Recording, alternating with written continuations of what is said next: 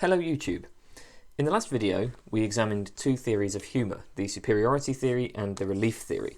Today we're going to look at the incongruity theory, which is the most popular theory of humour these days. So according to the incongruity theory, humour is found in situations that set up an expectation and then violate that expectation. This theory has been hinted at for centuries, Cicero gave a succinct expression of it when he said that the most common kind of joke is that in which we expect one thing and another is said. Here our own disappointed expectation makes us laugh. The traditional joke contains a setup and a punchline. The setup creates an expectation by suggesting a certain pattern or norm or series of events, and the punchline subverts that expectation. It shows us that our expectation was wrong. So the idea is, we experience the world as being organised into certain patterns or regularities that allow us to predict our future experience. We're constantly making judgments about how things around us will feel, about what we will see, about how our behaviour will affect the world around us, and so on. I know that if I reach out to pick up my cup, I need to apply a certain pressure, and I move my arm with a certain amount of force. If the cup turns out to be much lighter than I expect, so that as I pick it up, my arm swings up uncontrollably, I'd probably find that it's mildly amusing, right? So that's a very basic kind of humour, where an expectation is shown to be wrong. And similarly, in the social world, we constantly make predictions about how people will behave. These kinds of expectations are essential for our survival, right? And humour plays on these expectations. The sudden deviation from an expected series of events produces the humour response. Now, obviously, another crucial aspect here is that the unexpected event must not be negatively valenced, right? I mean, very often unexpected things are not humorous just because they're really bad, right? I mean, there's sometimes there's a sort of there's humour around, for instance, a person who is always promoting healthy eating and who is always exercising and so on, and then that person ends up dying of a heart attack, right, while they're on a morning run. From a distance, you can kind of see the humorous irony there, but obviously that guy's family and friends wouldn't have found it so amusing because it's very negative. So anyway, the basic idea is that an expectation is violated, and as long as this isn't too shocking or too upsetting, that's where we find humour. Now, this idea is, I think, pretty suggestive, but we need to outline this in a bit more detail, because, of course, there are many ways of violating an expectation. So a pure non sequitur would violate one's expectations. If you consider this first joke here, if you're not part of the solution, colourless green ideas sleep furiously. Well, that certainly violates expectations, but it isn't funny. On the other hand, if you're not part of the solution, you're part of the precipitate. Well, I mean, most people would probably find that humorous, assuming they have a basic knowledge of chemistry. The point here is that this second joke doesn't just violate expectations. Instead, it replaces one pattern or script, if you like, with another. So the kind of first, what you're sort of expecting, the first pattern that you have in mind is the famous phrase, if you're not part of the solution, you're part of the problem. That's what you initially expect. The joke works by leading us to expect that pattern. But then we find that another pattern, so the solution precipitate from chemistry, is intended instead. So an initial reasonable interpretation of the word solution is suddenly replaced by a second interpretation. And that's what's going on when the expectations are violated. That's what's sort of required for humour. Now, the incongruity theory can be supported by a famous theory from the linguist Paul Grice. Grice held that when we communicate with other people, we will be conversationally cooperative. And cooperation in this context isn't to do with helping each other. We might might be arguing angrily, but we will be cooperative in the sense of communicating meaning. And this cooperation involves implicitly following certain conversational maxims. And these are these are sort of rules of conversation which we follow and we assume that others will follow, and that allows us to communicate meaning effectively.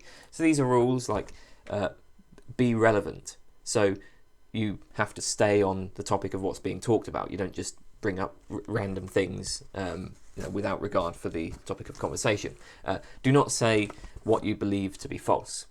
We usually take it that people are trying to communicate the truth. Avoid ambiguity. Be brief. Be as informative as required, and so on. We assume that our interlocutors are following these maxims, and this is what allows us to assign a coherent meaning to what they say. So, for example, suppose that somebody asks me, are you going to the party tonight? And I respond, I have to work. Now, if you take this at face value, it just fails to answer the question, right? It's what my answer is completely irrelevant.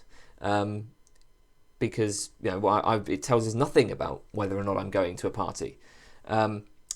So it would violate the maxim of relevance. But you assume that I'm following the standard conversational maxims, so you assume that my answer is relevant.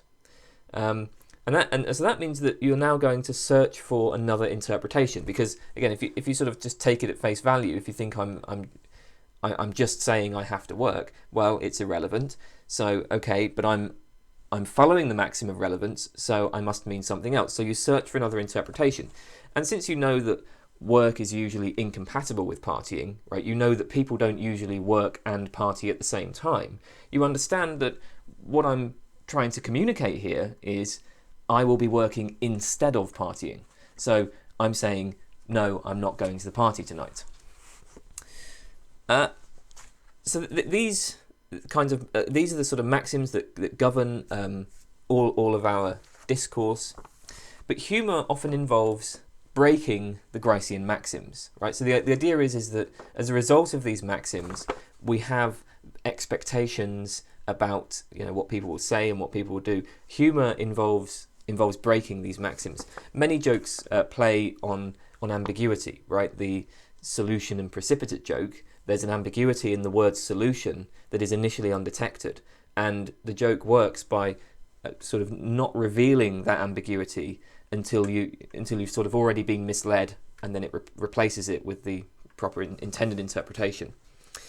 Or consider, my wife found out I was cheating after she discovered the letters I was hiding.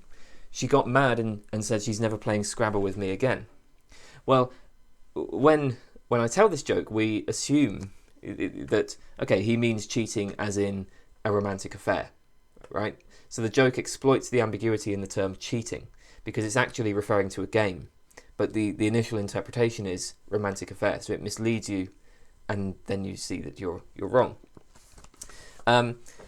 We break the rule of relevance with non sequiturs. So these are sort of simple jokes like, what's green and has 10 legs? Grass. I lied about the legs. It's just silly and irrelevant, and so you sort of have a simple form of humour arising from that.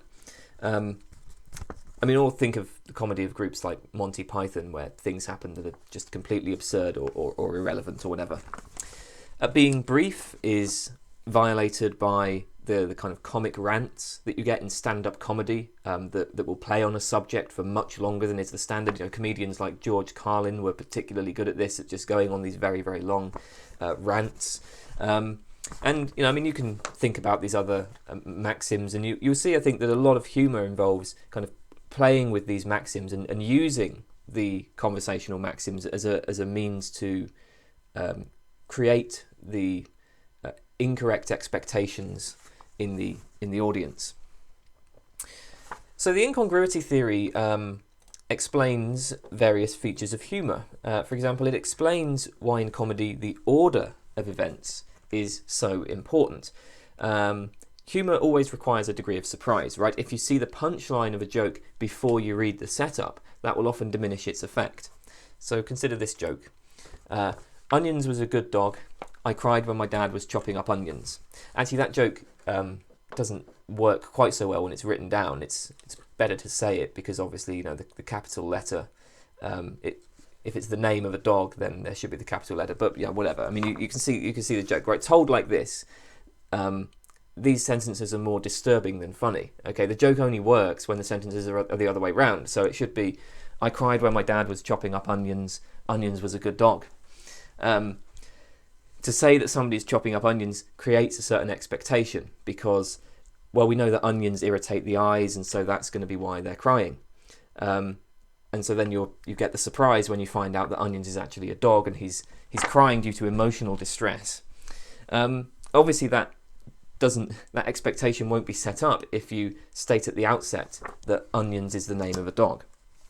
So this is why order is so essential to humour. The incongruity theory deals with many cases that were problematic for the previous theories. So what's funny about simple puns and other forms of wordplay is that they set up an expectation and then violate it, right? There's no need for any judgment of superiority or any strong emotional reaction or anything like that. It's simply that when our expectations are shown to be mistaken, that tickles our funny bone. The theory also explains why we're so attracted to taboo topics in humour. Openly discussing sexual things or politically incorrect things violates social norms, and so that's a kind of additional layer of incongruity in comedy. So that perhaps explains why taboo topics tend to make humour even funnier. It sort of makes it even better. And possibly the incongruity theory also helps explain anti-jokes. So consider the joke, what did Batman say to Robin before they got in the car? Answer, get in the car. Well, there doesn't seem to be anything especially incongruous here, but that's precisely the point, right? The social practice of joke telling itself involves certain expectations. With an anti-joke, the punchline is incongruous with the normal practice of joke telling.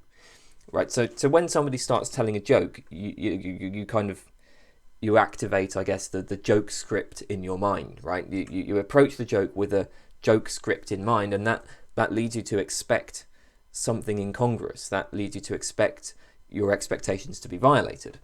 And so when the joke then fails to violate your expectations, when it just ends with something that would be normal and expected, that in itself violates your expectations. It's kind of like, it works on a meta level. It violates your expectations about how the practice of joke telling works.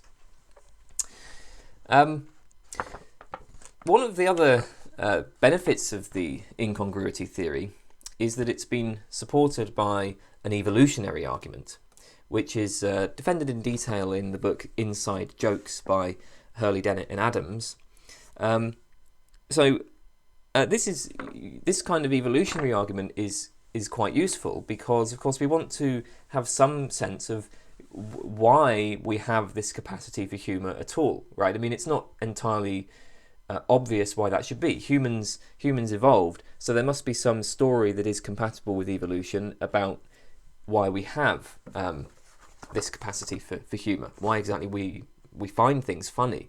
And this evolutionary argument is one benefit of the incongruity theory, is that it has been offered as part of an evolutionary hypothesis. So Hurley, Dennett and Adams start by observing that there's a similarity between the joy of getting a joke and the joy of solving a problem. There's something similar there. They suggest there's a kind of phenomenologically the feelings are similar, and they suggest that it's even found in our language. We say that a joke is funny or that a comedy film is funny, but the word funny can also be used to refer to any strange or unexpected situation. So when we say that there's something funny going on here, or you go to a doctor and say my head is feeling funny, right, referring to an unfamiliar feeling in your head. And Hurley, Dennett and Adams claim that many languages have a word that is used with this double meaning. Right? There's funny meaning humorous and funny meaning strange or unfamiliar. Right? So So you want to understand the strange or unfamiliar. You want to solve that problem. So the idea then is that the reason why there is this similarity and why the word funny has this dual meaning is because humour is, in a sense, literally a kind of problem solving, right? Humour evolved as a means to encourage us to detect errors in our reasoning and our expectations. So we constantly generate assumptions about the world, about what we will experience in the future. Humans with our big brains, sophisticated cognitive capacities, our complex social organisation, more than any other animal, we use reason and we form complex expectations about the world. Now the world is messy and it's often dangerous, and we have to respond very quickly in order to avoid threats or take advantage of opportunities. Basically, speedy reasoning is absolutely essential. We have to think quickly, and we have to generate expectations quickly. But the need for making quick decisions means that we often just don't have time to consider things in much detail, and that means that errors are often introduced. Okay, because we're thinking quickly, that means we have to use easy heuristics for thinking, but that's going to result in more errors. Now, left unchecked, errors would infect our store of knowledge, and errors can be dangerous. So when we have the opportunity, we have to double check our beliefs and our implicit assumptions, and we have to try to weed out any errors in there. Now, of course, there are many other things the brain could be doing, right? We could be, instead of working through our beliefs and our assumptions and trying to find errors, we could be doing all sorts of things. We could be seeking out food or sex or just resting or whatever. So natural selection needs to give us a reward system for spending time detecting errors, and that reward is humour. When we discover an error in our assumptions, we're rewarded by the positive feeling of humour, and that ensures that we're going to spend some time keeping our assumptions and our beliefs in check, double checking them for errors. So recall that chemistry joke thing, right? Why is it then that only the second is funny? Well, it's because only in the second joke are we making a mistake. When we hear the word solution, we initially interpret it in the sense of a solution to a problem. And this interpretation is shown to be incorrect by the second part of the sentence. Okay, so that's why this second joke is funny. But in the first joke, well, we're not really making a mistake, right? Our interpretation of the terms of the word solution is never corrected. The sentence is just sort of odd. So yes, it violates expectations, but it doesn't correct a previous interpretation. So this evolutionary argument, the idea is humour evolved to detect mistakes in reasoning. We feel humour when we detect a mistaken belief that we were committed to. And yeah, this is, as I say, it's a primitive mechanism, right? The example I gave earlier of lifting up a cup and it being lighter than I expected, and so my arm shoots up, right? That's the kind of primitive state of humour. But comedians and joke writers will exploit this primitive mechanism, and the idea is that a lot of modern humour is a kind of supernormal stimuli for the primitive humour mechanism. A supernormal stimulus is a stimulus that produces a stronger response than the stimulus for which the response evolved. So consider a sugary cake. Sugar is necessary for survival, but it was scarce in the past, so we have an adaptation for seeking out sugar, the sweet tooth. And in the past, that would have been stimulated mainly by, I guess, fruits like apples and bananas. Well, modern confectionery hijacks that adaptation because a chocolate cake is packed with sugar, so it elicits an even stronger response. It tickles the sweet tooth even more than an apple or a banana. So supernormal stimuli like that can be a problem, but with humour, it's not a problem. But we have this very primitive humour mechanism, and then a lot of modern jokes are going to stimulate that even more than what it evolved for. So this evolutionary argument means that we can give an explanation for just why the violation of expectations produces the humour response within us. Okay, so as I said, the incongruity theory is the most widely accepted theory of humour today. I hope you can see why so many people find it appealing. I think I'd agree that there seems to be something right in this idea. However, it does have some problems.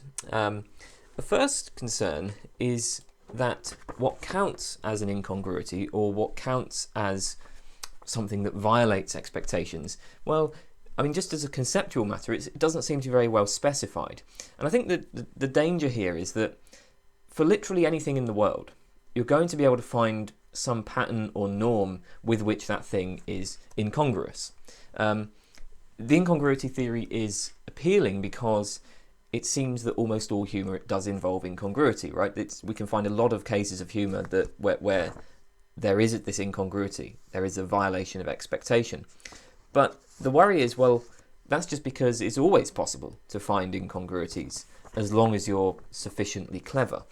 And I guess maybe to some extent you can see this with the explanation of anti-humour that I gave, right? You know, the joke, what did Batman say to Robin before they got in the car? Get in the car, right? I said this is funny precisely because it's not incongruous. The lack of incongruity in the joke is itself incongruous given the expectation generated by the practice of joke telling. And I mean, I guess you could say there seems to be something a bit dodgy there, right? You're sort of saying, well, it's incongruous because it isn't incongruous.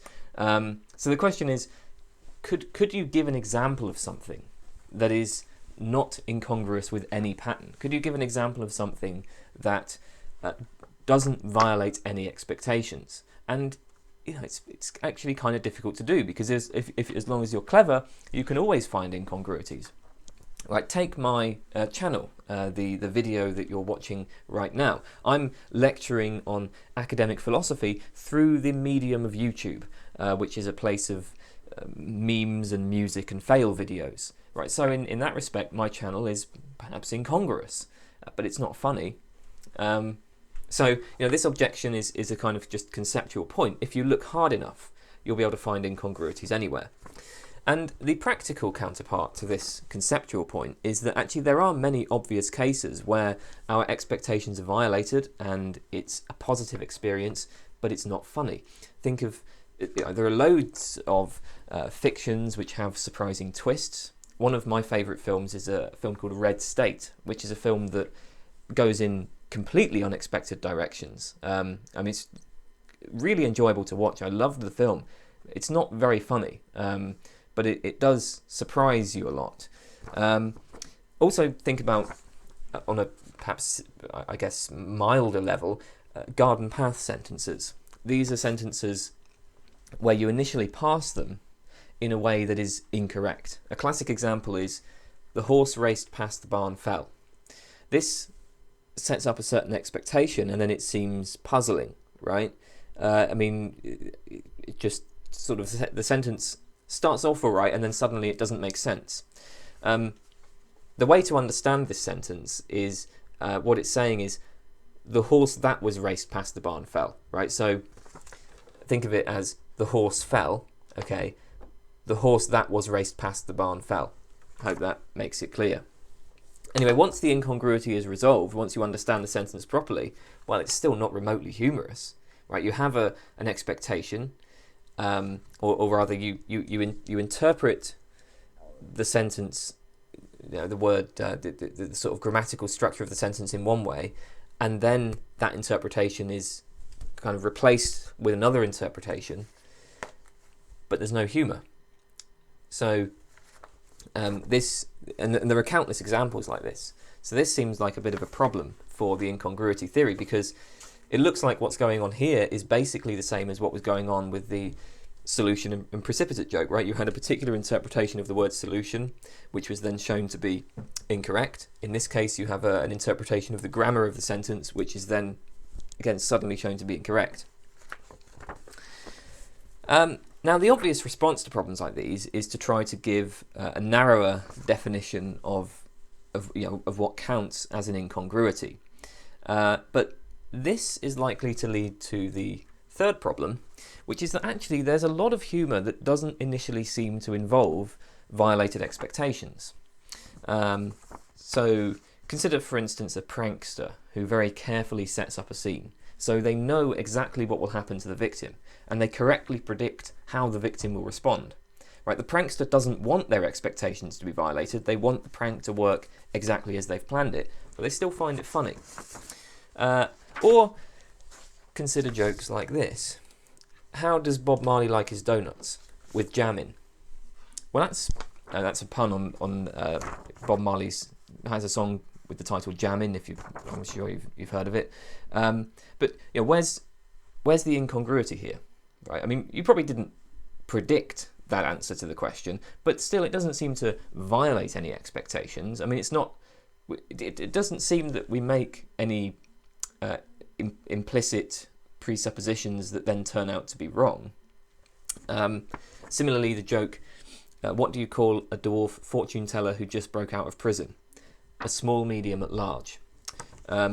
Or I've heard that the brain is the most sophisticated object in the universe, but look who's telling us that. Or Argon walks into a bar, the bartender says we don't serve noble gases here, Argon doesn't react, etc., etc., right? Now, as I mentioned with this first objection, it is always possible to find an incongruity if you look hard enough. But the point is that there are no obvious incongruities with jokes like these. There doesn't seem to be any expectation that we kind of set up in our heads and that is then violated. It doesn't seem to be like an interpretation that is shown to be wrong or anything like that. I mean, maybe one way to put this point is that even if these jokes do involve incongruities or violated expectations in some sense, it seems that it's not in virtue of the incongruities that the jokes are humorous. So, I mean, a good illustration of this is this piece of humour. What does the B stand for in Benoit B. Mandelbrot? Answer, Benoit B. Mandelbrot. Now, that does, I think, violate our expectations, because clearly this violates standard naming conventions. Yeah, for somebody to have a kind of odd sort of self-referential name like that is a bit strange. But that's not why it's humorous, it seems to me. I mean, the humour arises from the fact that Mandelbrot was a pioneer in fractal geometry, and supposedly he has a fractal in his name. Yeah, that's where it kind of, that has something important to do with it. It doesn't seem to be the incongruity that's funny, or at least not just the incongruity. Incidentally, this supposedly isn't just a joke. Mandelbrot really did add a B to his name to stand for Benoit B. Mandelbrot, so that's apparently true.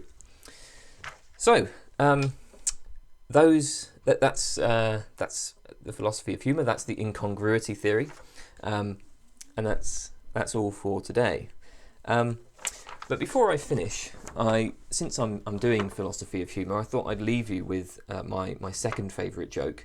I can't really tell my all-time favourite joke here. Maybe I'll do that in a different video. But I'll tell you my second favourite.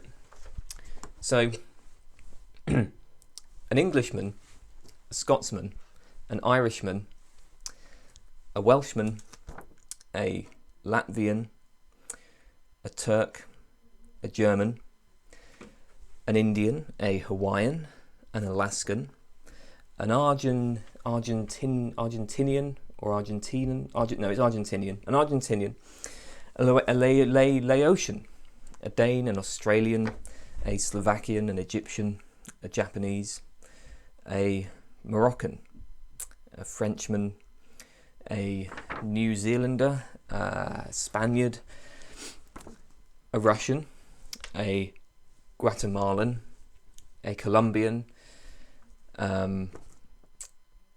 Pakistani, a Malaysian, a Croatian, an Uzbekistani, a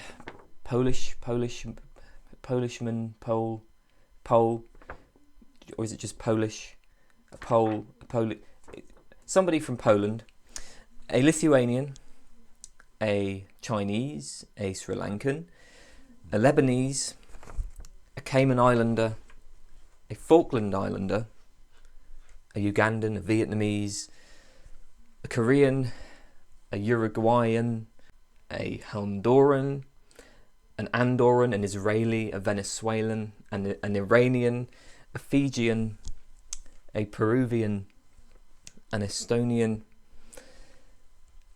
a Syrian, a Brazilian, a Portuguese, a Mongolian, a Hungarian, a Canadian, a Moldovan, a Haitian, a Norfolk Islander, a Macedonian, a Bolivian, a Cook Islander, a Samoan, an Armenian, an Aruban, an Albanian, a Greenlander, a Micronesian, a Virgin Islander, a Georgian, a Bahamian, a Cuban, a Cambodian, a Kuwaiti, a Romanian, a Chilean, a Jamaican, a Filipino, a Ukrainian, a Dutchman, an Ecuadorian, a Swede, a Bulgarian, a Swiss, a Greek, a Belgian, an Italian and a Norwegian all go to a very high-end, classy nightclub, and the bouncer stops them and says, "I'm sorry, I can't let you in without a tie."